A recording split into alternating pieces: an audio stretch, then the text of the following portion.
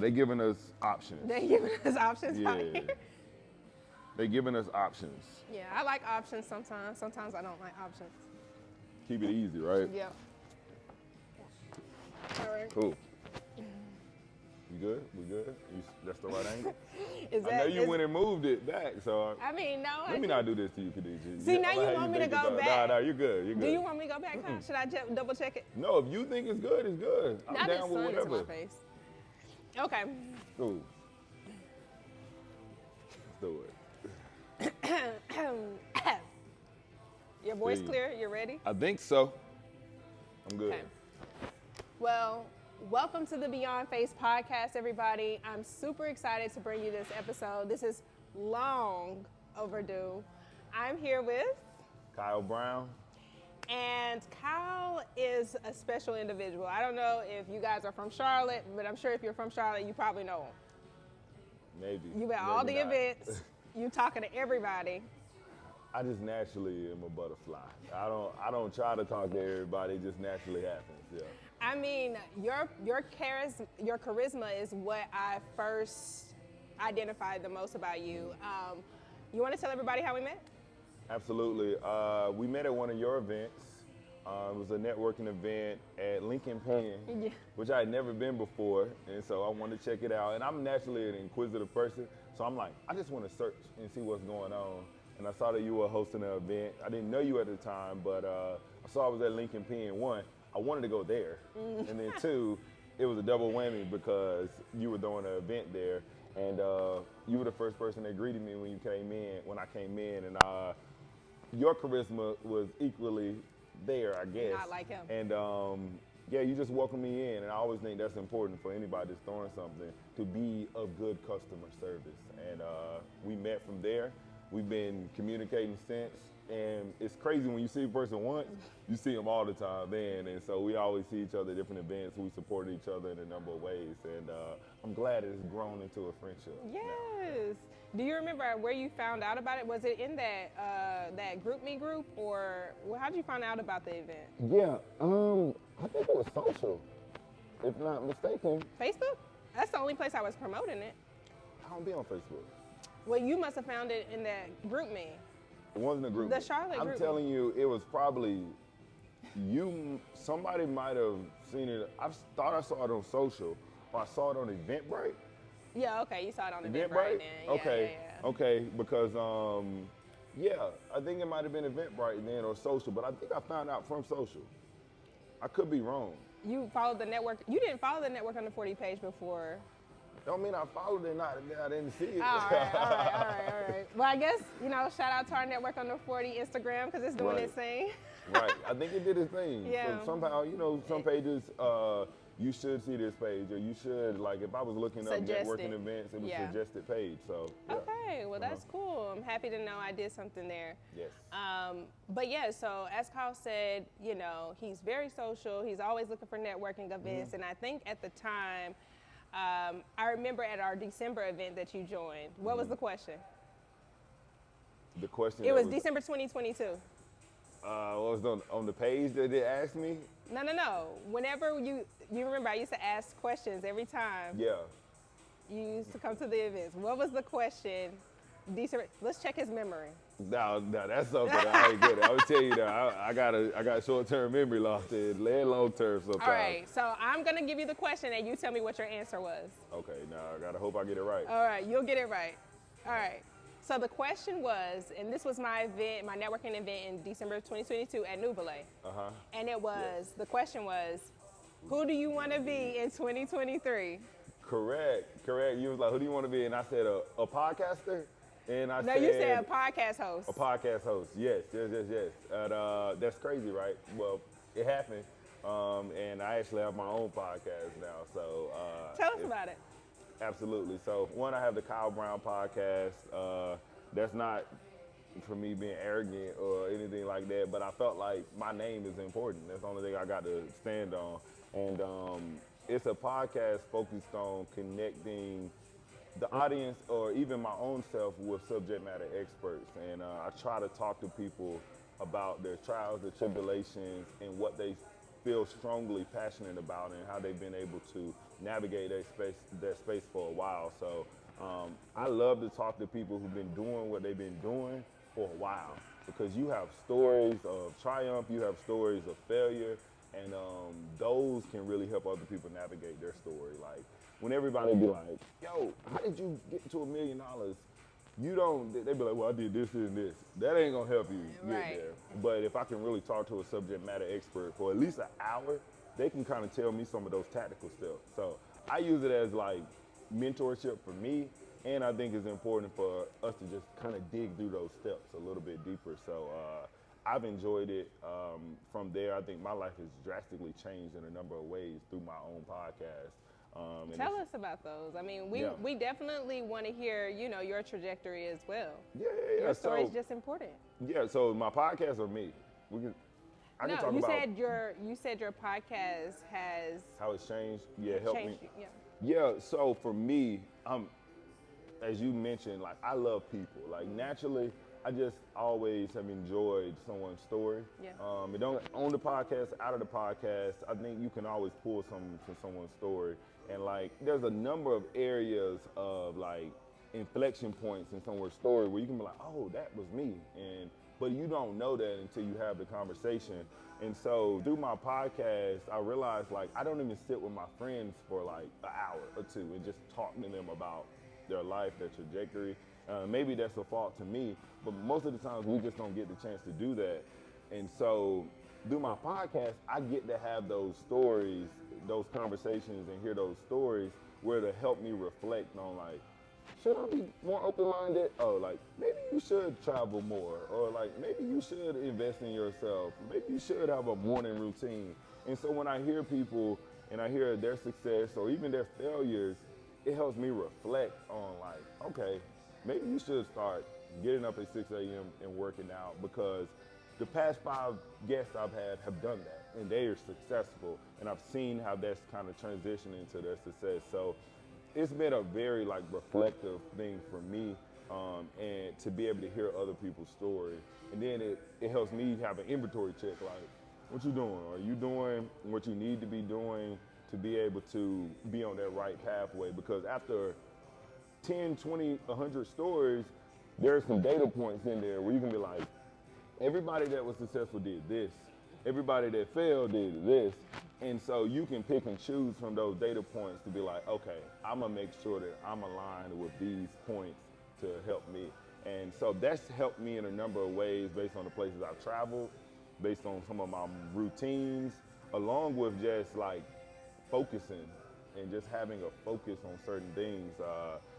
It's just helped me to hear how others who are more successful than me, and I'm not successful by any means. And Stop it. That's where I'm gonna stop you. I don't want to say I'm successful. I think I'm a No. I didn't say what. I don't want you to say. And I'm sorry, I'm chastising him on the podcast. Oh, good. You don't bother me. You know. Yeah. Rephrase. I'm gonna just let you. But in general, I just look at it as a way to learn from people to get better. And if I can get better from learning what are those common data points that keep happening across people, it ain't gotta be industry or job, just across people, it can help me in a number of ways, and I can tell others about that. Right. And you can hear their stories through my podcast and start looking at what were those data points that can help you be better. I think that's what I fell in love with about podcasting. I absolutely do not like it, but in my personal life, I was having all these really great conversations with people from different backgrounds, from who are doing different things. And there's something about the power of storytelling that does it for people. I mean, I feel I 110% like back you up on that, because it will not only change your trajectory, but the more that you learn how to adapt or learn from those stories and share it with somebody else, it can be as impactful for them as well. For sure. But Kyle is very successful, and we're going to get more into that, but I just wanted to say that. Yeah. So, I mean, how many episodes do you currently have on your podcast? I got 22. Oh. And I got 10 that still need to be dropped. But they say that it doesn't get, usually podcasts don't get past the 10th episode. So you have 20. 2. So I beat the odds. You beat he's successful, guys. Like, what does he not see? I beat the odds. Cool. That's yeah. why, you know what, I think I was seeing a stat like that too. Like most people stop at like 10 or like 8 or 7 because of a number of reasons. Yeah. But, and it's not an easy job. It's not an easy job, but storytelling is a big one for me. Like telling stories is a skill that I think more people should work on. Like you could be a data scientist, you could be a chemical engineer, but if you don't know how to tell your story in a way, it won't resonate with with the masses. The impact won't be there. Yeah, exactly. I got a story about storytelling. Oh, go ahead. So just last week, I was at like this TED Talk event. He was the chief strategist at Google. He's a super data guy. He's a super data guy, and they asked him if there was 2 skills that you can, if there's 2 skills you would tell someone to invest in before they turn 30, or even after that, he was like, number 1 is focus on a niche and don't be afraid to like jump into something and be fearless in what you do. And the second one is most important. Learn how to storytell. Like, you don't have to be a salesperson, but learn how to tell your story because that is what'll resonate in a number of ways. And he's like, and learn how to tell their story without a slideshow deck. Like, we get so caught up in slideshows, like, we want this slide to be perfect. And this transition. Right. But he was like, if you are a storyteller, and if you know how to communicate your story, it'll captivate the audience. It'll captivate the audience without the slides. Like, so he was like, just learn how to storytell and learn how to tell your story in such a unique way, but also authentic way that it'll resonate with people. And so I felt like he was speaking to me, and it also helped me, like, that's a data point. I was like, cool, I was on the right track. Yeah. That's why I started my podcast. Before he even said it 2 weeks ago, I was like, I wanted to be a better storyteller. Yeah. And so I think that was a validation point to be like, okay, this is very important.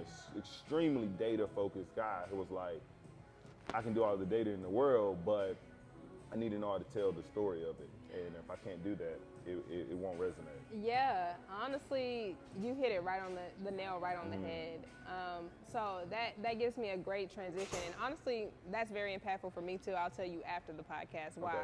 Okay. But what's your story, Kyle? My because story? I feel like Absolutely. I know you, but I don't know you. Yeah. And you might not get it all from this one too, but but let me tell my story. I always love to start with. Or, of course, go with that. Yeah. But what are the experiences that made you the person that you are today? Yeah. One, I live in Charlotte. Charlotte is a place that I do hold dear to me because I'm a North Carolinian at heart, but I'm not from Charlotte. I'm from Eastern North Carolina, so towards the coast, but also in the country at the same time. I'm from a small town, city called Kinston, North Carolina. And I always say my story is absolutely based on my upbringing in Kinston, North Carolina. Kinston is a town of about 18 to 20,000 people, very small. Historically, in North Carolina history, it used to be a major hub for people just in Eastern North Carolina. So even more history. During the Civil War, Eastern North Carolina was one of the more heavy profitable revenue generating areas in North Carolina. Right now it's Western, Charlotte, everything Raleigh, Greensboro and up. But it used to be Eastern North Carolina. Reason was, get a little deep here, is because the slave trade happened mainly in Eastern North Carolina.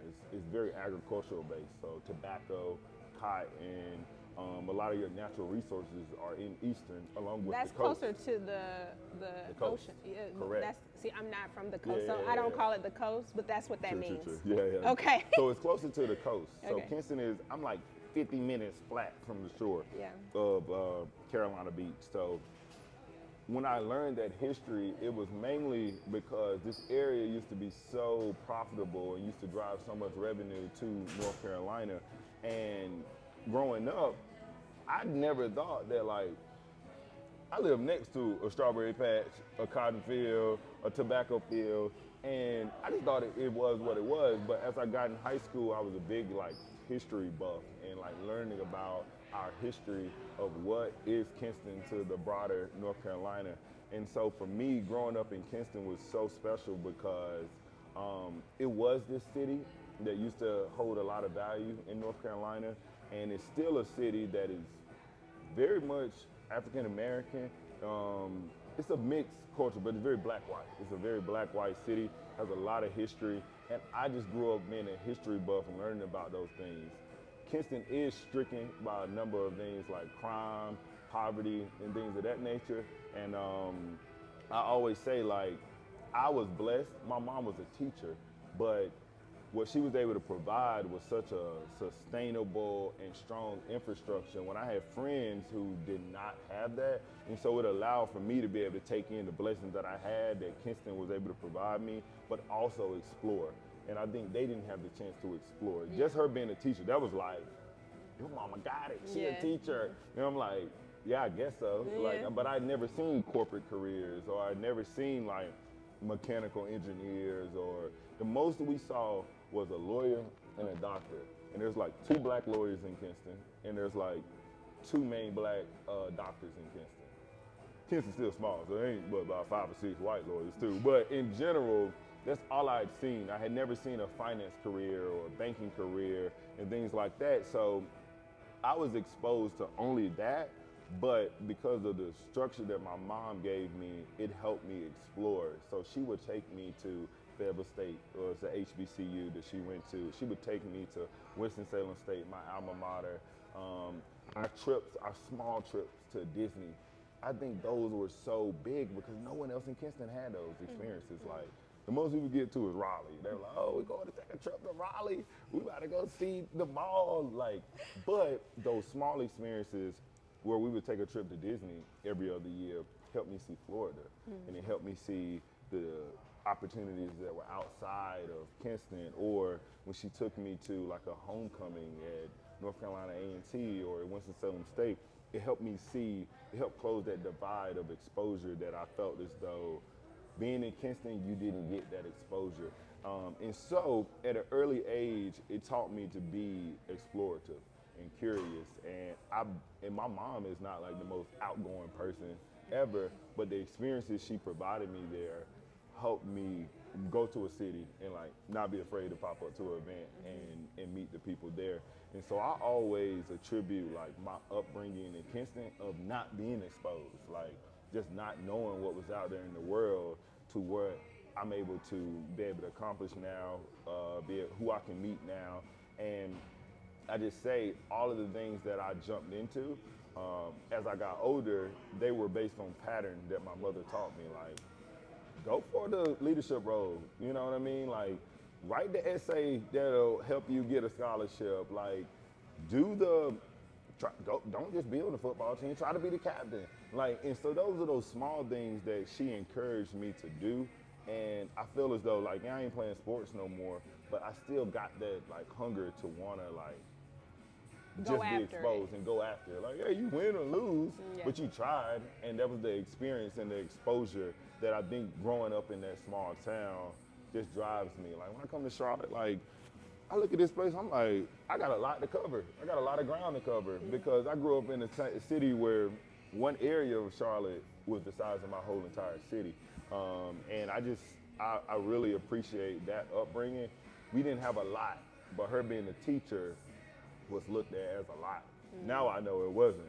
But in general, those experiences and her telling me about what was happening in her classroom and making sure I didn't go in some of those directions was extremely important to me. So I think that's so much important.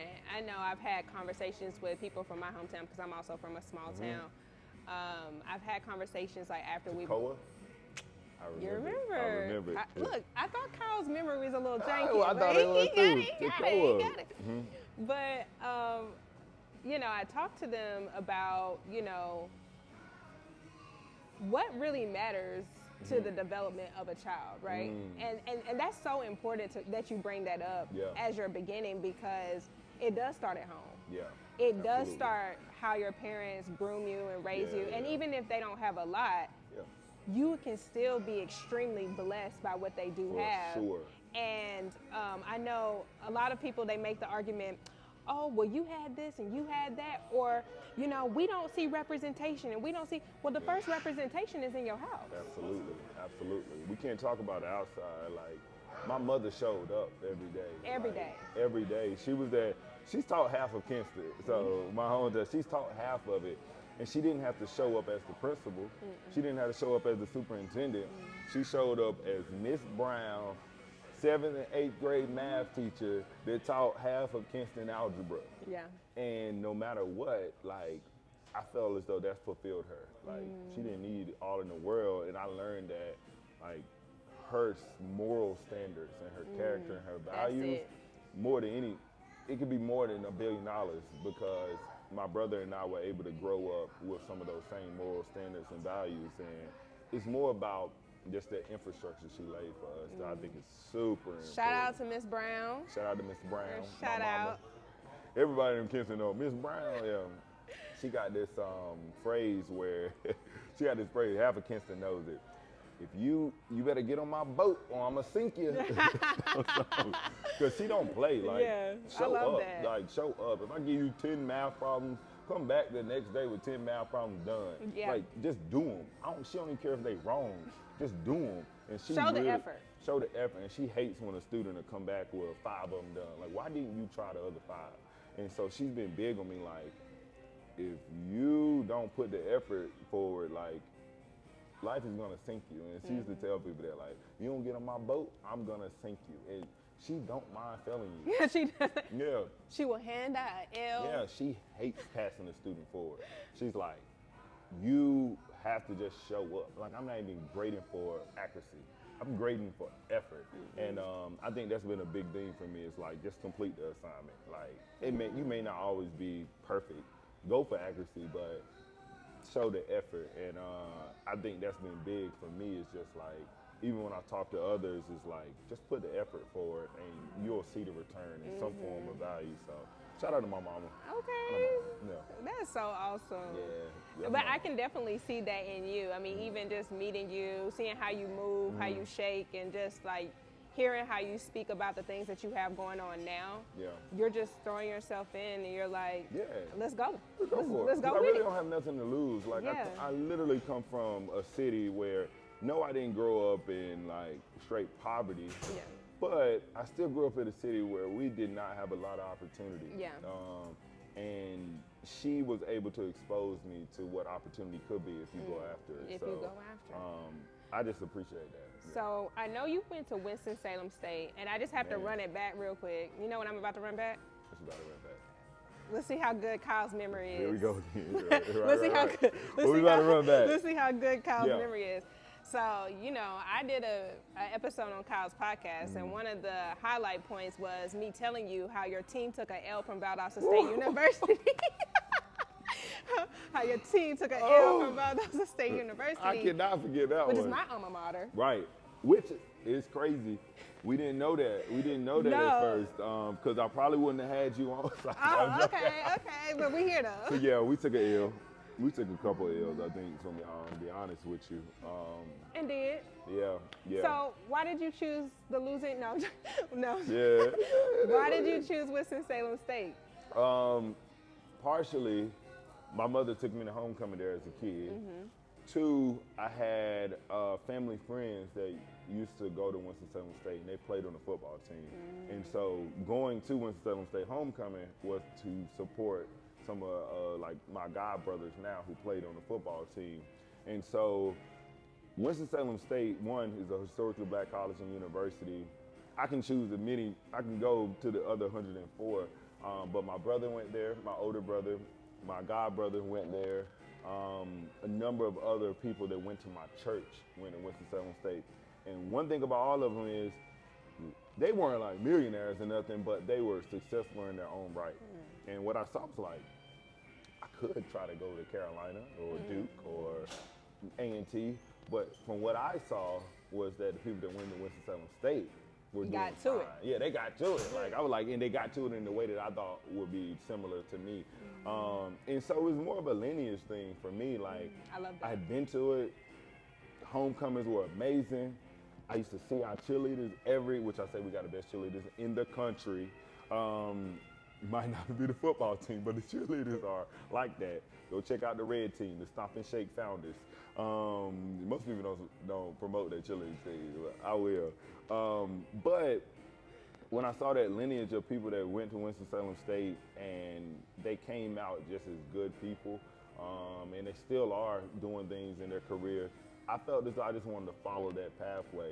And I got a lot of insight into WSSU more than I would say others, because over the years, from like 7 years old till I was 18, I had seen the university grow. Like when I was 7, it looked like this. When my brother got there, I was like 12 or 13, it looked like this.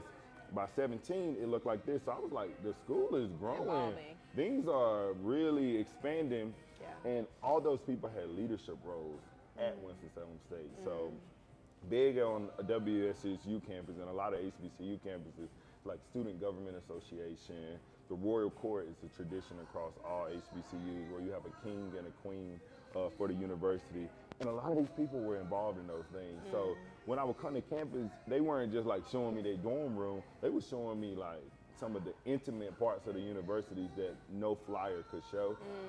And so I wanted to just make sure that I went that pathway.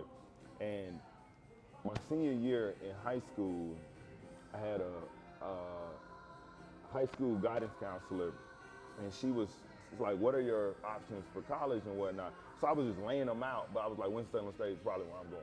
Like, even though I played sports too, and I was like, I still wanted to explore bigger D1 schools for sports. She was like, you're very smart. Why don't you try UNC Charlotte, UNC Chapel Hill, UNCG? And I'm like, well, what's wrong with Winston-Salem State?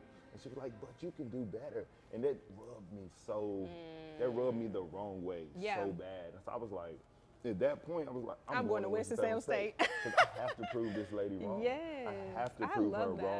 wrong. I could have went to any of those schools, but I was like, I'm gonna go to Winston-Salem State. And I'm gonna rock out. And I'm gonna rock out. And I loved it there. I went there. I got involved in a number of different things, and I rocked out. Period. Because she's been in the back of my head for a very long time. You should reach out to her. I should. She don't want me to call her name. I should reach out to her and but also tell her it does not matter where you go to school, because we can land. It's in what the you same do with space. it. It's what you do with it. I don't care if you go to Harvard. If you sit in your dorm room and don't network, or don't get involved, it's not gonna make a difference, because I work with people from every school in America. And we all ended up in the same, spaces. We all get the same performance reviews, and we have to show up no matter what. And so Winston-Salem State laid a ground and a foundation for me to show up. And if anything, it built my self-esteem even more, to know that I can be in leadership roles, to know that I can network with anyone, that I can just be in those spaces and be my authentic self. So. What I love the most there's two things that I love the most about what you said. It is the culture of the space for you is one of the reasons why you chose Winston-Salem State, and also it's like the legacy. So the culture of the legacy, like all of that just intertwined. Yeah. And then the fact that you made the best choice for you, Yes. regardless what anybody else had to say. You're like, I'm sold, because there's something a part of my identity that aligns with Winston-Salem State, and it doesn't matter how shiny these other opportunities or other things are. I know what's gonna work for me, and I'm gonna follow that. Facts. So kudos to you, Kyle. You out here Thank you. just leading from the beginning. And that's a hard decision. Success. That's a hard decision that I even struggle with now, of what spaces should I be in. Yeah. But like you said, at 18, I knew that was the space. And so I always try to keep what discernment that I have then that I could potentially have now.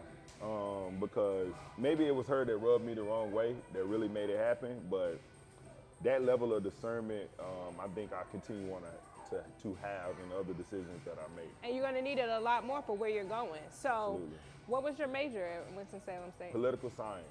Interesting. Science. Tell me Yeah, more. yeah. Tell me more about that. So I started off as a biology major. And so as a biology major, that was a lineage thing too. All of my family was in science, chemists, biologists, they're deep into it, physical therapists, all of those things.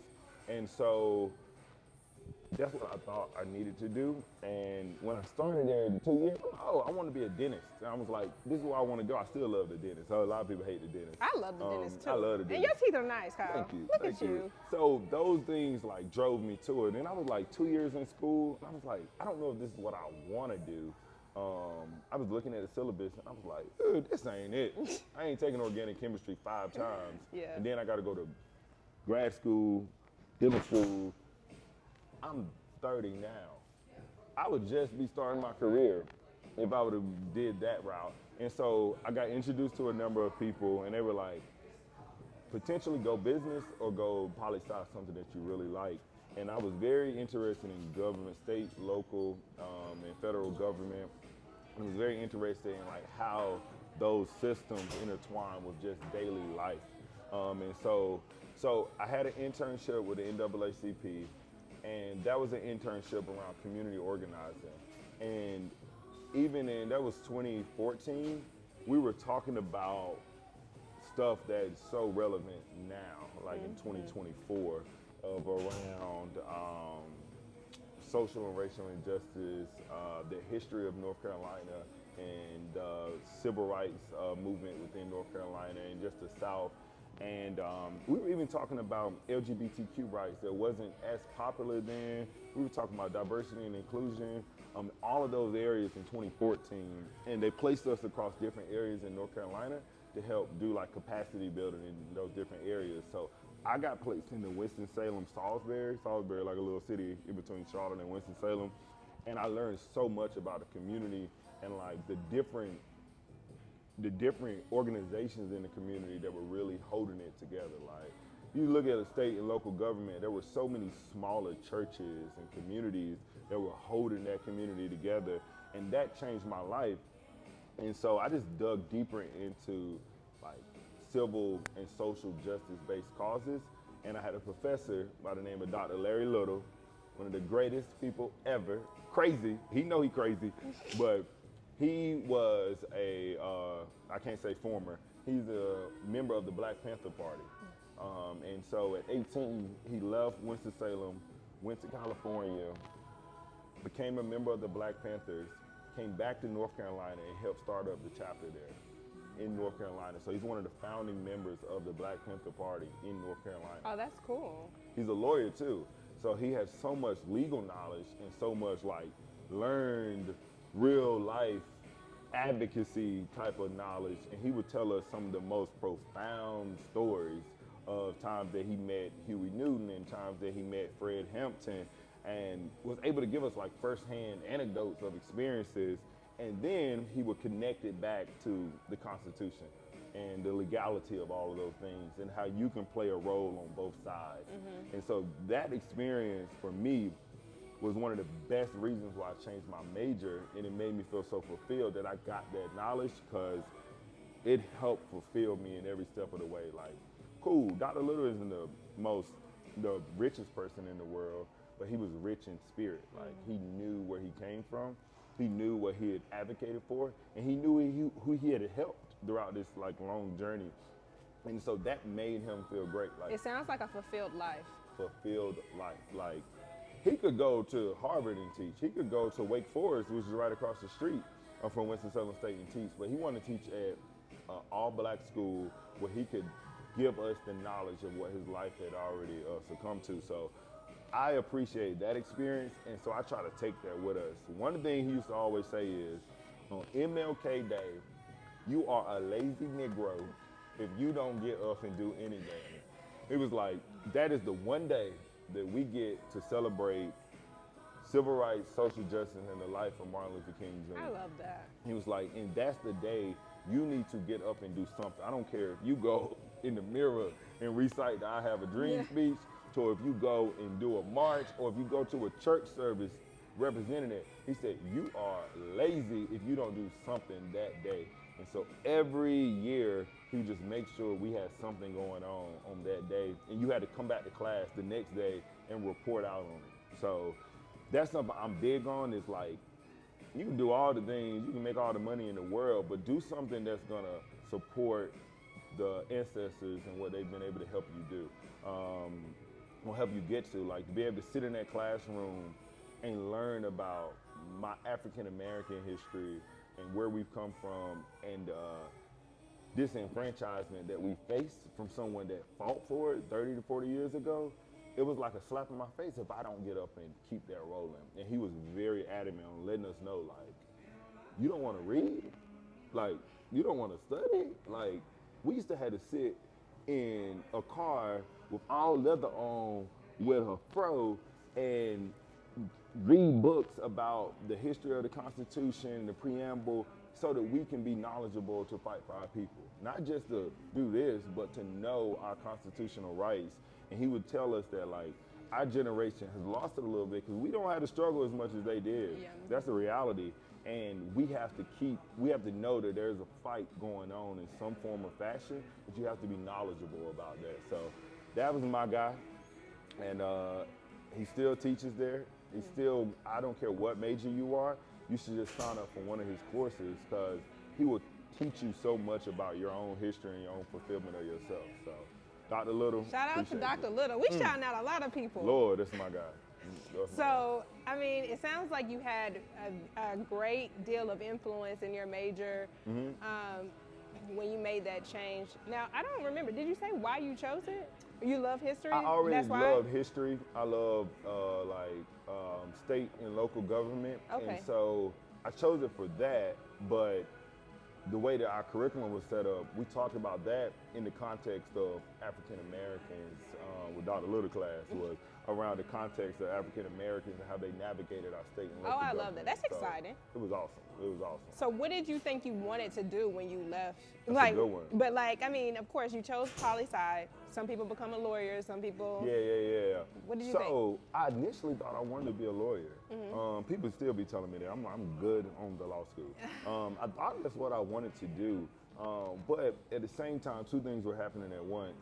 I was a member of student government, very much poli-sci, and when you're on student government, I was a liaison to our board of trustees, but the board of trustees is full of business people. And when I got to sit on the board, I met a number of people in corporate America, and they were very clear on letting me know that, like, you can do both in the corporate environment, in the business environment. And so I actually took a decision to work in corporate out of college in the marketing world. And through that experience, I started working in diversity and inclusion from the talent and recruiting side. And so what it taught me was I can find areas of fulfillment no matter where and still be able to make some money. Yeah. And still be able to, because that is important to me. I'm never gonna lie to you. But I realized that my major was just a part of me, and I had so many other skills that I could take elsewhere.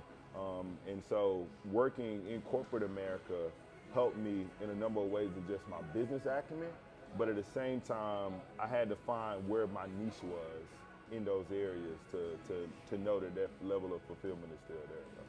I love that. You know, when I hear diversity and inclusion, I just never really know what to expect. So what does that really mean? Yeah, I think it is a clear, but it's also a complicated phrase in a number of ways, depending on who's defining it. And to be honest, we may have our own definition of it, but another culture or race may have a different definition. I think diversity, equity, and inclusion is a mechanism to support the melting pot that America has created. So the reality is we have a number of different demographics, cultures, and races in America. And the reality is that we all work together. When you go into your workplace, you are not just working with one specific race and culture. And I think diversity, equity, and inclusion is recognizing that and understanding that not all of these demographics and races were given a fair chance at succeeding. And so it's a mechanism to be able to put people in a space and provide them the resources to be able to succeed at the highest level where they could. The highest level is the white race. And that is what it is in this country.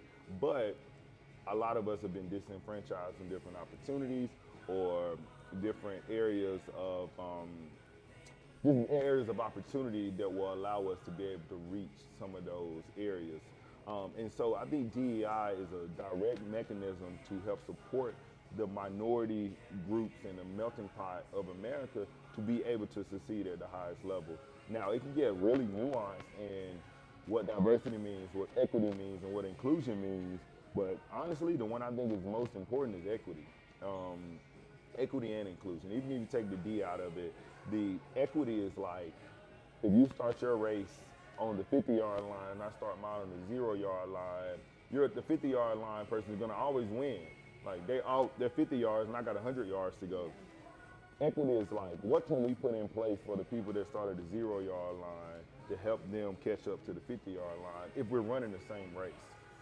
And so I think that's the most important piece, is recognizing that there are areas of disenfranchisement and being able to close that gap through a number of programs and funds, which is extremely important to help close that gap.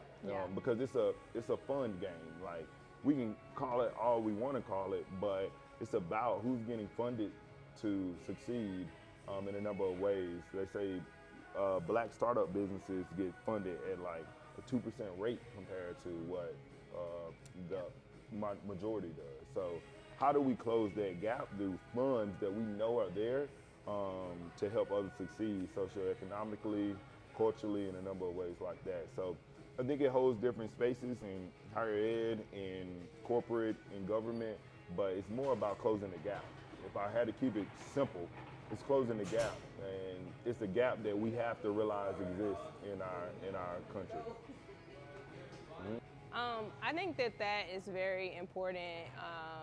I like the way that you broke it down to the different sections, and you said, you think that the equity and inclusion is the most important part, and that was a really great example. So that definitely helped me understand a lot more about what that means.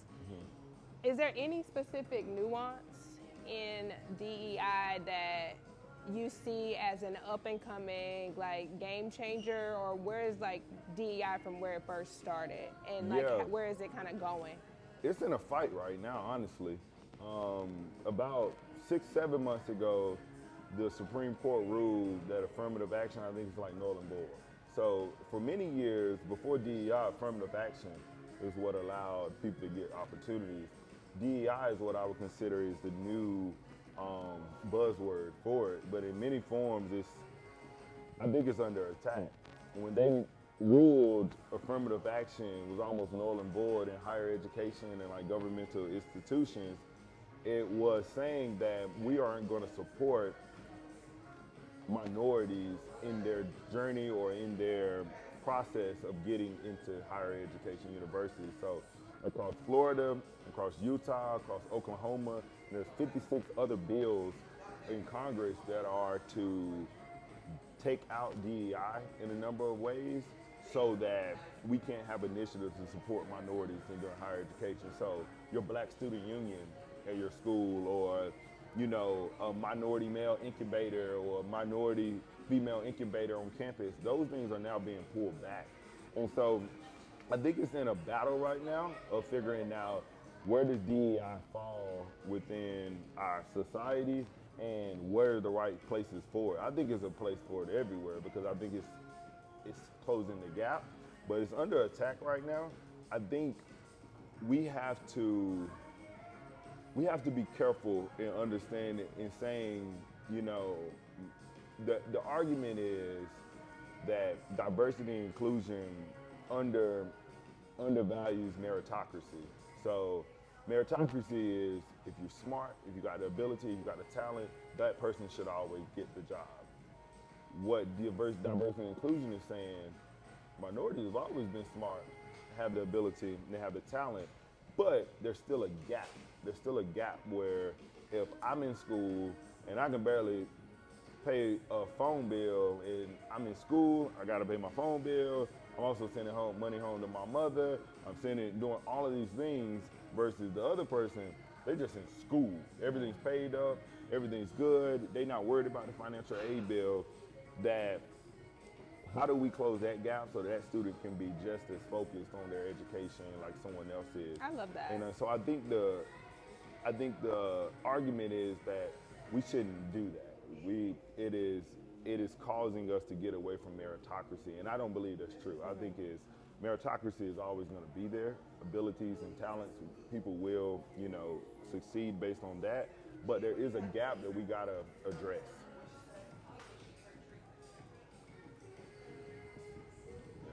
I was just saying there is a gap that we have to address when it comes to those things. But it's a nuanced thing, though.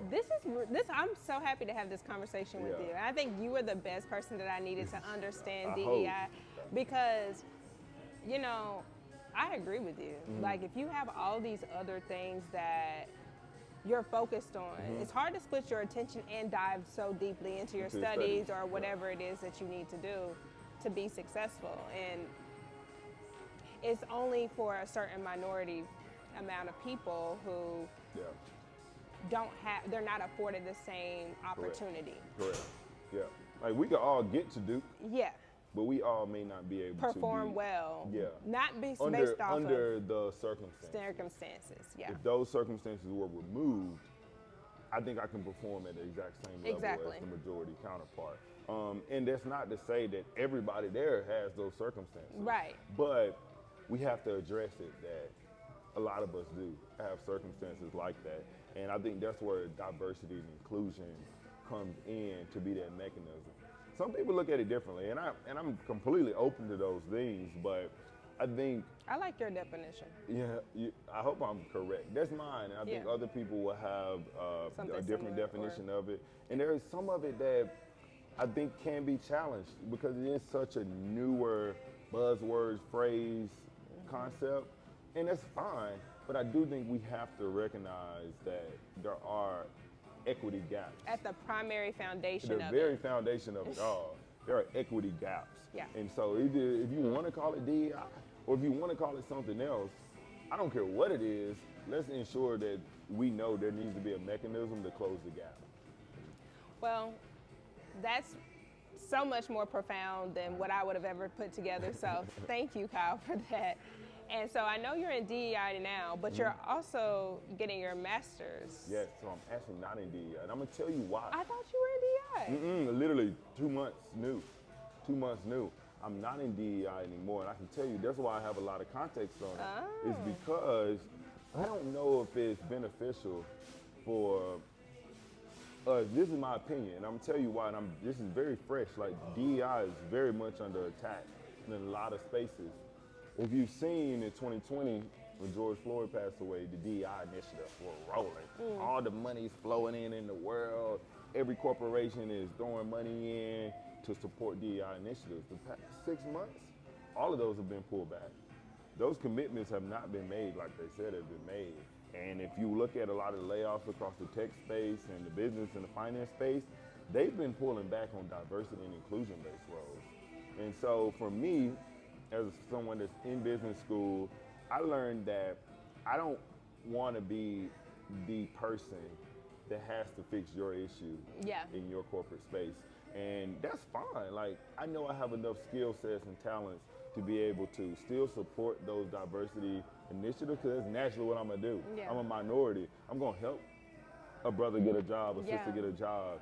When someone needs mentoring or I need mentorship, I'm gonna put myself in those spaces. I don't know if that needs to be my job to be able to do that. I love the fight that I fought, and I've helped a lot of people in these spaces, but I've transitioned more to a biz dev partnership space where I can directly impact my job for what it is versus thinking I'm like, knowing that I'm in a space of gray where like, one day we are DEI warriors, the next day, because of affirmative action being pulled back, we're gonna cut budgets of DEI. So if you ever get a chance, just take a look at the pullback. So the last 6 months to a year of how DEI, Chief Diversity Officer, is the #1 executive role that has the highest turnover.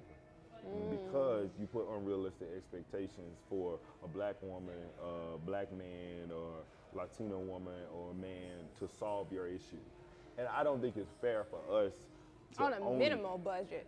On a minimal budget. Exactly. If marketing is working on 500 million and the DEI budget is working on 5 million, you want us to change this whole thing on 5 million? So I've learned I'd rather put myself to show my skills and talents in an area that can be fully funded. I can show my skill set, and I don't have to convince both sides of the house that this is important. I know it's important, but that shouldn't be my whole premise, is to convince people and things like that. And we got to keep it, but I can support it in a different way. Honestly, you being in the position that you are in is diversity and inclusion. You're there just by being, you're doing it just by being there. And I had to come to that conclusion, like, I'm already that. It don't have to be my job title. Yes. I do this, like, black kid walk in, what's up? You need some help? You know what I'm saying? I got you. You know what I mean? Or like, I love that. It doesn't even have to be a black kid. It could be a Asian kid. It can be an Indian kid. If they come into their corporation, I know what you feel like. And so that's my job, to naturally reach out to you and help bring you in. It doesn't have to be my job to do that. Right. Because when it becomes my job, it becomes political. Right. And I'd rather just... That part right there. I'm going to do me regardless. I am DEI. You are. I don't need that title. No. It's me. You are the same. Like, you're going to support those people naturally. Yeah. And it doesn't have to be by title, because I bring so much more to the table, too. Right. I can do other things. So, speaking of doing other things, you said you've switched up on me. Yeah, I didn't even know. You didn't even tell me this. What's going on? I didn't. I apologize. So now I'm in the business development and partnership space. So working with partners that our corporation can bring in to support, just from a revenue generating perspective. And through my journey in business school right now, I had to take a step back and just realize, like, you've been fighting a good fight, my brother, but you can do so many other things. Yeah. I still have experience in marketing and sales, and so now I get to lean on that side more, and I'm still there. Yeah. And now I can do two things. Yeah. I can work on my business skills even more. I can make an impact directly on the business that it shows green. It ain't black, it ain't white, it shows green. And you can't say, D&I is important. It's not important.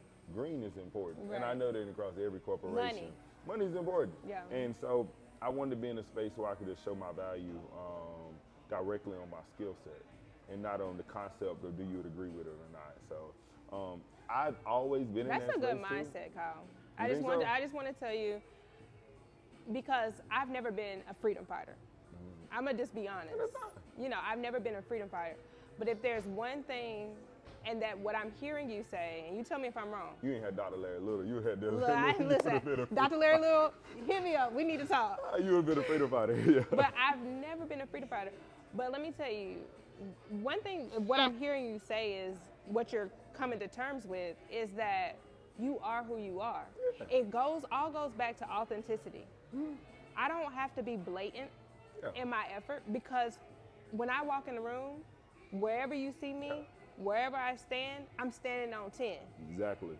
And I absolutely love that. Yeah, like, that's who I am. Like, yeah. I'm naturally gonna be and I always say this, so people used to say this to me when I had my internship with the NAACP, and when I did a lot of the stuff just involved with, like, social justice and civil rights earlier, like when I really thought I was a freedom fighter. I used to be at marches. I used to go hard. I used to tell people, you can sub yourself in where you feel yourself being able to add value. Right. I don't care if you serve as a polar worker at the voting rights, or if you're helping the next minority kid up. That's your fight. Yeah. You don't got to be at a certain point you can get tired. You ain't gonna be at the march, but you can create the survey system to make sure we're holding people accountable. You can be the mentor to 10 black kids to help them go up. That's my fight. Yeah. And you can figure out where that is. Where you fall in. Where you fall in. Like, Martin Luther King was a freedom fighter by far. Yeah. But you got to think about all the other people that was playing behind their role. Scenes. They were playing their role, and those roles are extremely important. And I had to learn that, like, don't feel guilty if, I always say this, like, during the George Floyd civil rights movement, that was a civil rights movement, when the world was protesting, I didn't go to one march.